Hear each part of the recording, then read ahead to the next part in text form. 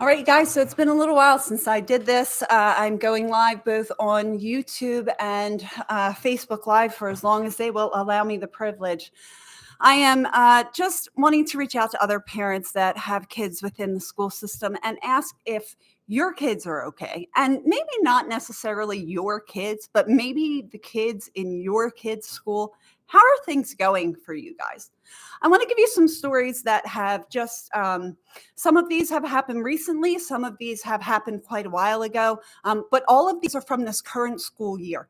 Let's keep in mind that the children have finally been back to school full time on a semi-regular basis, of course, with some quarantines thrown into the mix for good measure. And they've also been muzzled that entire time. We have speech delays increasing 300% in toddlers. Can't imagine why. We also have the baby milestones, the developmental milestones being pushed back 6 months, but nobody understands that either. We have to address the fact that we are developmentally and emotionally retarding our children just by what we've done to them in the school system. Now, I want to share a story with you of something that happened quite recently in a school that I know. Because I'm going to be sharing a lot of stories, I want to preface this by saying this is not necessarily an attack on any individual teacher or school system or school or administrator. Please don't take this personally. These are a mix of stories. These are not just stories from my child's school. These are stories from different schools in the area, okay? So the first one I want to share with you is a violent interaction that happened between two sixth grade young ladies. Now, we are talking kids that are approximately 11, 12, probably closer to 12, 13 at this point. We are talking about preteen girls. The fight was described as being gruesome. The young lady who gained the upper hand in the physical altercation was wearing a large ring that day. And because of the ring, it was described that a chunk of the girl's face was missing, along with relatively large patches of hair. This interaction happened on the schoolyard and required several teachers and teachers' aides and administrators to come physically break up this altercation between the two girls. It was so violent and bloody that honestly, my daughter came home upset. She came home. She had never seen that level of violence in person, much less between two very young girls. We're talking about little kids, okay? We are not talking about grown adults at a bar fight or something like that, where the violence would almost be excusable. We're talking about young girls now. There have also been in the fifth and sixth grade areas several knife attacks. Not, again, these are stories from in and around the Philadelphia area. Perhaps where you're at, the schools are not that difficult. But really, what this says to me, the only option here is private school or homeschool. And I don't necessarily say that because in the middle of everything we have going on, I mean, YouTube can see it behind me, but I don't think Facebook can. Anyway, there are a number of home improvement projects that are currently underway here. And so I certainly don't feel like adding the stress of schooling two more children to the mix. But my greater concern is the level of violence that they're being exposed to in school and whether or not that's being properly addressed by the school system. So here you go. We have these kids in the sixth grade range. This happened out in the playground. This violent beatdown happened out in the playground. Now, it just so happens that the girl who got beat down, nobody felt really bad because she also has inappropriate images of other children from the grade saved in her phone, where she copied and pasted images of her classmates that she got from a Facebook chat or something. She took those images and made them inappropriate, let's say, so that they don't kick me off of Facebook. So to me, this screams a couple things. Okay. So it screams to me that there is some kind of probably sexual abuse in the history of this young girl who is doing this. I don't think that this is something that a normally developing 12-year-old girl is going to take time out of her day to do to essentially blackmail her classmates. I think that's hideous. And I think that that speaks to some kind of unresolved trauma in that girl's life. So I'm certainly not, I'm certainly not I'm trying to come from a place of not necessarily judging anybody in this situation, but simply explaining how it happened. My greater concern is that other kids know this, that this girl who was beat down has these images, but that's not even what the fight was about. So these kids are not okay, right? Now, what concerns me more is that this happened at recess, and 15 minutes later, all of the kids were, well, maybe 10 minutes. I don't even know. It might have been, was probably the end of recess, is going to be my guess, because even if they were in the middle of recess, once you have a fight like that, they bring everybody inside anyway. So they bring everybody inside. And the way that the school handles this situation for the kids who have just now witnessed a violent beatdown that they've never seen before except on TV, they tell them not to talk about it. They literally threaten the children with detention if they talk about it. Hey, thanks. It's easier this way. It's because I smoke. So it's, if I have something to do with my hands, it's easier. Thanks, Teresa. Anyway, so they're not, the way that the school is essentially addressing this. And when I say trauma, I know people are going to think that maybe I'm exaggerating. I certainly understand that it's not trauma on the level that, active military personnel are going to experience. It's not that, but it is. That kind of violence is traumatic because kids, thankfully, my kid has empathy. And whether this girl has these images on her phone or is the kind of person who is so broken spiritually that she does these things because there's something wrong with her wiring, regardless, my child has empathy for her and can't help but put herself in the place of the girl who was hit. I think that the way to deal with that is not necessarily just to ignore it. I don't think that ignoring it is the way to go. I think that ignoring the elephant in the room is the reason that the kids are this messed up to begin with, right? At some point, we have to admit that what adults perpetrated onto children over the last 2.5 years is nothing less than abuse. We have children, we have speech delays have increased by 300%. Fact check me. Somebody fact check me right now. 300% increase in speech delays. We have developmental milestones for children, babies and toddlers that have been set back 6 months. Okay? That is because they are not seeing how people talk. That is because they are missing the emotional connection that you get when you can see somebody smile. We have to admit that these policies are damaging our kids. And if we admit that, then we also have to admit that back when we threw everybody offline for being a conspiracy theorist and saying these things are going to happen, like we have to go back and restore their account and their, where is the fairness in any of this if the people who perpetrated this upon the children don't take any accountability for it, and then their way of dealing with the the fallout of that, this violent altercation that is not the first and is not isolated to her school. The way they deal with that is to ignore it. They perpetrate it on the children. They deal with the fallout by ignoring it. That's our public education system right now, because I'll tell you what. I had a lovely conversation this afternoon with a guidance counselor. And quite frankly, he was lovely, and I found him to be quite personable, and we, I think, see the same way on an awful lot of things. So I look forward to having interactions with him, should he see this. My encouragement to someone like him is to consider that for every child that comes to you that is self-aware enough to say, hey, I'm feeling anxious. Can you help me with some deep breathing exercises? Like, can we talk it out? A child like my child who is self-aware enough to do that, for every child that's able to do that, there are kids that can't. There are kids who do not have the speech skills to share that with a guidance counselor and get the help that they need.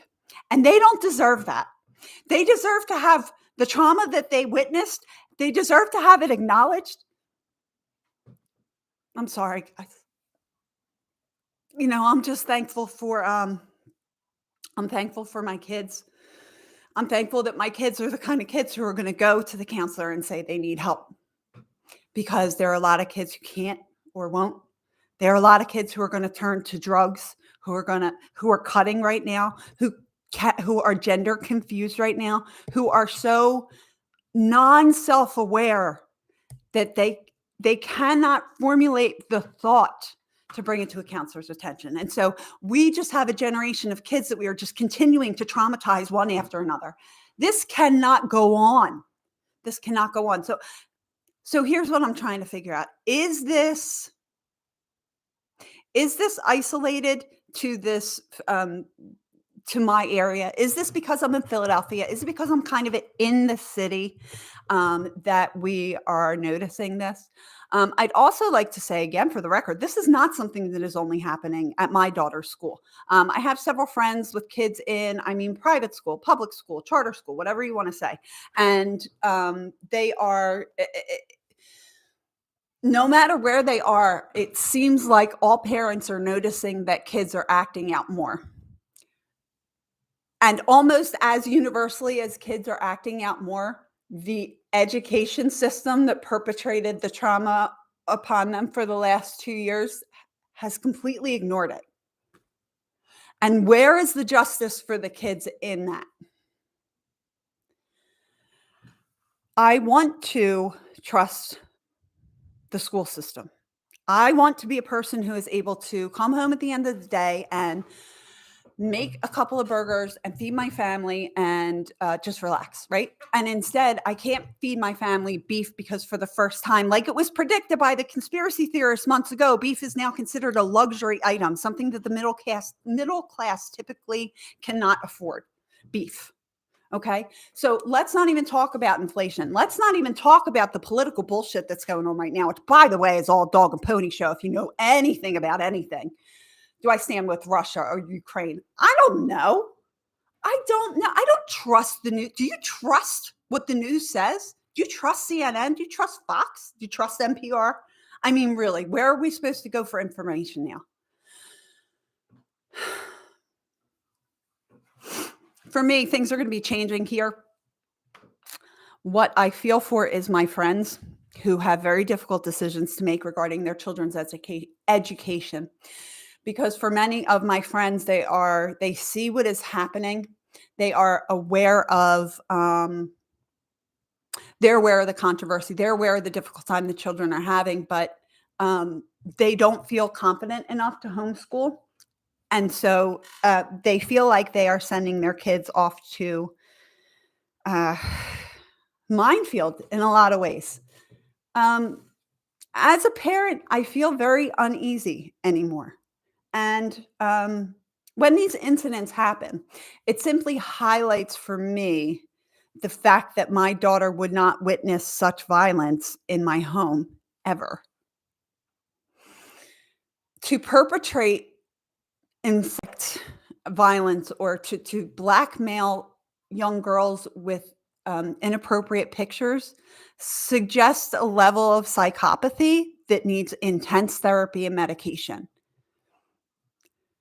That girl may not be somebody that the school system is equipped to reach and to properly help, but I do think the school system bears some responsibility in helping the kids who have witnessed it to process that, because I'm not hearing that has happened.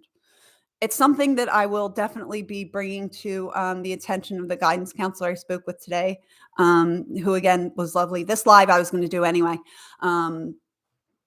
Before I actually kind of feel bad. Like, I hope he doesn't think that this is a direct result of the phone call, because it's really not.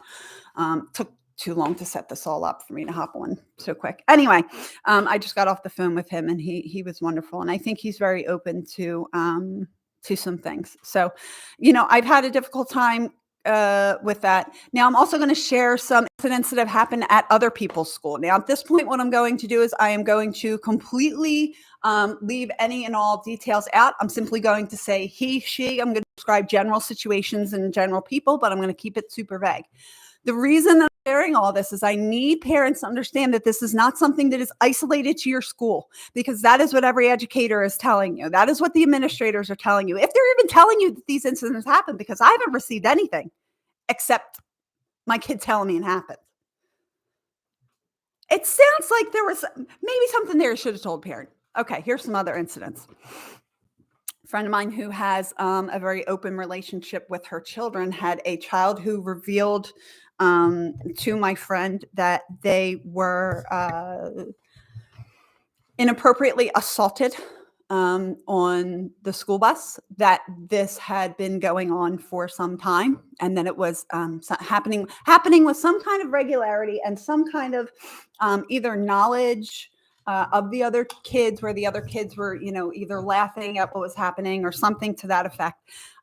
So again, what we're getting into now is kids, spanning more up into the high school age. But again, when we have kids this age that are perpetrating sexual trauma on other kids, not only do I feel bad for the victim in that case, but I cannot help but think that a victim of sexual trauma can go one of two ways, right? A lot of times, if you're willing to face it and deal with how hard that is, face your trauma, it's crazy, right? Like, to get stronger, you actually have to be willing to do the opposite of what it is. So if you want to heal from trauma, the way to heal from trauma is to face your trauma head on, and it will just fuck you up for a while. And then once you have processed that enough, you've healed the trauma. The healing doesn't happen until the pain is dealt with, right? So we're perpetrating these traumas repeatedly. We have incidents of, again, revenge, POR, you know what? I'm going to say CP for child, POR, you know what? We have several incidents of CP, of girls actually performing acts on other boys in the school that the boys either recorded without the girls' knowledge. That these images and or videos are being passed around on various social media sites. Oh, this is my husband. Pete, call me on camera.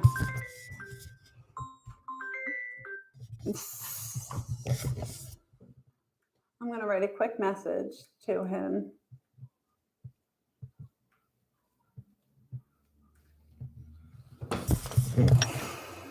Okay, thanks, guys. So I'm hoping that I can actually invite my husband to come on. Anyway, so this kind of sexual trauma is not only not being dealt with, but we have kids really in the 8th, 9th, and 10th grade range that are using revenge CP to embarrass and humiliate girls. And again, the way that the school system deals with these things is to kind of not really address them at all. And I just don't think that that is an effective way to go. I'm trying to think of other incidents. Again, an incident in 6th grade, really what is happening to our middle schoolers? I guess I'm asking more for the middle school age range because those are my kids. Now, my homeschool kid was kind of horrified by the story, because why would people be that violent towards one another? It's a foreign concept to her, thankfully, right? I do not want her to be accustomed to seeing that level of violence in a classroom. I do not think that it is beneficial educationally to shove 25 to 30 kids in a classroom and expect them all to live up to the same behavioral and educational norms and standards. The benefits of homeschooling are that you get to tailor that, right? So, hey, Pete, yeah, I'm trying to get Pete up but I know he's private. He doesn't want to talk about it. I hate to say that the way my girlfriend described it to me is she said that she's sad to hear it, and that she's sad that she's not surprised to hear it. This person who communicated that to me also said that her own son was a witness to a rather I would say a serious knife incident at their school, and no one was hurt. A teacher was able to essentially, a male teacher intervened and was able to wrestle that knife away from the perpetrator in that incident. Now, in addition to that, we also have. I'm trying to think of that. So that was one, and again, another knife incident, another sixth grade knife incident. Like, guys, kids are not okay. We have liberal mayors and governors left and right that are dropping these mask mandates, right? So the governor in New York, some other super liberal state that I can't even remember, but they're dropping mask mandates left and right. So why are we still muzzling our kids? We know that it's damaging them. Why are we allowing this to happen?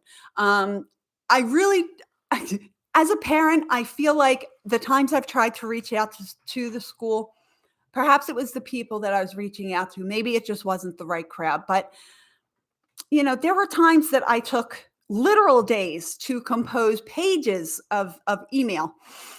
And they were responded to with some like super bland, obviously a copy and paste reply email. So it makes you wonder if it's worth putting that level of time and effort into communicating with the school if what you get back is a form email. I myself am feeling a little sad today, I guess. I am feeling, I have a video to make later, and it's going to be certainly more happy and upbeat than this one. I appreciate you guys if you check this out. I really do want to hear from people. If you're seeing this stuff in your school, like what age are you seeing these kids start to freak out? What age are you noticing that the violence has really upticked? Now, perhaps just because my children are in that middle school level, but it's a lot of middle school kids that seem to be bringing knives to school. Again, using oh gosh, I can't think of it. I'm having a brain fart. Anyway, making fake CP of their classmates. These are things that I don't think normal people do, and I don't mean that to be crass in some way. What I mean is that psychologically, you have to be damaged. You have to be damaged to like want to do that, to take the time to set it up, to literally, I'm thinking, okay, now I'm thinking as a man, so I'm going to get a little graphic right now. Okay. If I'm a man and I'm receiving pleasure of some kind from a classmate, to think that you're going to whip a phone out in that moment and record it, you're demented. Again, this is somebody who needs intense therapy and probably some medical intervention there, some pharmaceutical intervention, because there's a time and a place for everything. I'm not anti-pharmaceutical medication. I take it myself. I am not someone who's anti-med, anti-doctor. I see a time and a place for everything. You know the time and the place it isn't, though? In the middle of the fucking school day, right? Can we at least all agree on that? Not in the middle of the school day. Okay, excuse me. Excuse my language. I'm trying to like recenter myself because I feel like I've gotten more emotional than I really cared to during this little video. So, what I'm going to say, I really encourage my friends to consider homeschooling. I would love for you to come over and see what a day looks like for me and my daughter, and then we can sit and have tea, and I can show you how easy it is. The things that you have heard that are anti-homeschooling are propaganda, straight up. So, like the number one thing, and people don't say it anymore because they're starting to realize how goddamn stupid it sounds. People be like, "Oh, well, what about the socialization?" Socialization? The way my sixth graders getting socialized? Knife fights and beatdowns in the schoolyard? And teachers that tell you you're not allowed to talk about it? Is that the socialization that my kid is missing out on? Because I'm cool with it. In terms of them not being prepared to move forward in the real world, how is school any more like the real world than what the real world really is? Has anybody even fucking considered that public education is something that the Rockefellers designed to make obedient workers? Are we still not to that point in our beginning that we don't see that? You don't have to do this. You can keep your kids safe. You want to know how? You keep them under your nest. You keep them under your roof, I mean. I always say, like, I'm such a mama hen. Like, I love when all my babies are home. They get on my nerves, and I tell them as much. I probably shouldn't say it as often as I do, but I'll tell them, you get on my nerves right now. I like my hens are in the nest. All my chicks are in my nest. That's how I see it. The reason that we are moving forward with some plans here, announcement to be forthcoming, is because we see a life for ourselves that is very far outside of what the normal or typical life would be like should we continue to stay here and participate in a public education system.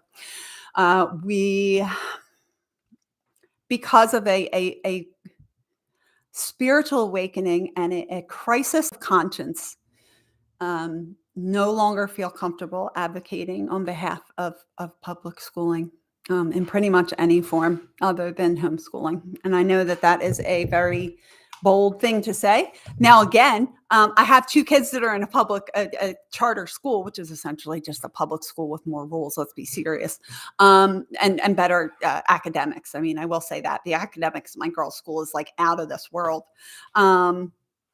So I'm going to go ahead with, let's say, Heather asked the question, I like it. Do you think that maybe with that type of situation that the self-gratification has to be immediate along the lines of today? Everything is TikToked and posted. Right, exactly. That what society has become. That's true. I think that absolutely has a lot to do with it. So I think what Heather's trying to flesh out is the idea that we have become a nation of people who grab our cameras before we consider helping someone in need or intervening in a beatdown or taking a video of a inappropriate nature.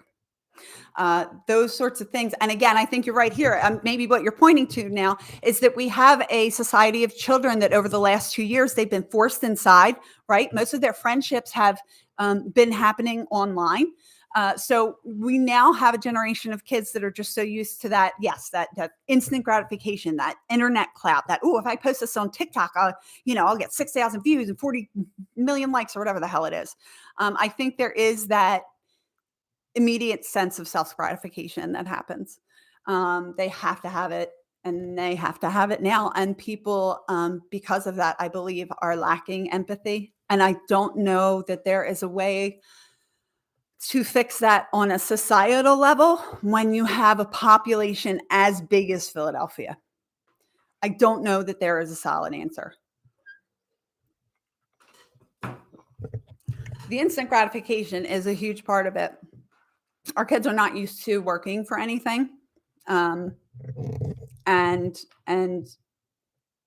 internet clout, I think it's largely tied to their ego, right? When you put these things online and you're attracting a lot of attention, it is very fulfilling. And if you have no empathy for the person that you are essentially humiliating, then why not just do it? But when these things are brought to the school's attention, it is my hope that when appropriate, that police officers are being contacted to file charges because, as I explained, this is a conversation I've had because I have daughters, right? So I've had this conversation with my daughters. Anybody tells you that you need to take an inappropriate picture, your answer is no. And if they say, I'm going to tell your mom and dad you did such and such, say, okay, tell them. Don't ever send a picture of yourself inappropriate anywhere. I have informed them that they can be brought up on CP charges. There have been incidents of, again, I'll talk about a college kid that took a piss outside, and because he had his wee-wee out, he had to register as a sex offender because that's how the charges came down. Or a young girl, I think she was 16. She sent images of herself topless to her boyfriend, and somehow the images got out. Or maybe it was a revenge porn situation. I meant to not. Sometimes they censor you if you say that word too much and they say it's inappropriate, they'll flag it. Anyway, so in a CP situation where the young girl that sent that picture to her boyfriend, she was actually brought up on CP charges and had to register as a sex offender. So we already have these things happening. Now, I'm not saying that I want 12-year-olds registered as sex offenders, but I'm saying these people need some serious help and the schools are not helping. If the schools are not helping, then I have to wonder if there's any reason, to even have them in school. Now, for me, uh, again, announcements to be forthcoming, but we have a lot going on. I don't know that I can take on homeschooling my 2 other children, and at this point, I think they just kinda wanna stay with their friends as long as they can, but I literally feel like I am sending them into the lion's den when I drop them off at school because I know that there are acts of violence that can and do occur. I know that there are students that are obviously suffering with intense, emotional, psychological damage, and those children are not getting the help that they need, and thank God that my child is brave enough to do that, to say like, "Hey, I'm not feeling okay, and can you help me?" I'm thankful for those things, but I know that not every parent is able to have that level of communication, or that not every child is even capable of that level of communication, really, much less brave enough to kinda, like, be the kid that goes to the counselor's office, right? So guys, I have to sign off. I have some packing to do. My husband's going to kill me. He called a few minutes ago, so I want to get back to him. I'm trying to record another video later. Again, we have big things happening here at the house, and I would love to take everybody on a little bit of a tour later if I can. But I am up against the clock as always. Teresa, I love you guys so much. Teresa and Heather, we have got to get together. We got to get together sometime soon, okay? I will be in touch with you guys. I hope Facebook doesn't flag us, but I guess we'll see what happens. I'm going to sign off, you guys. I hope you enjoy the rest of your day, and I hope we'll be in touch soon. Bye. All right, and let's close off here. Very good.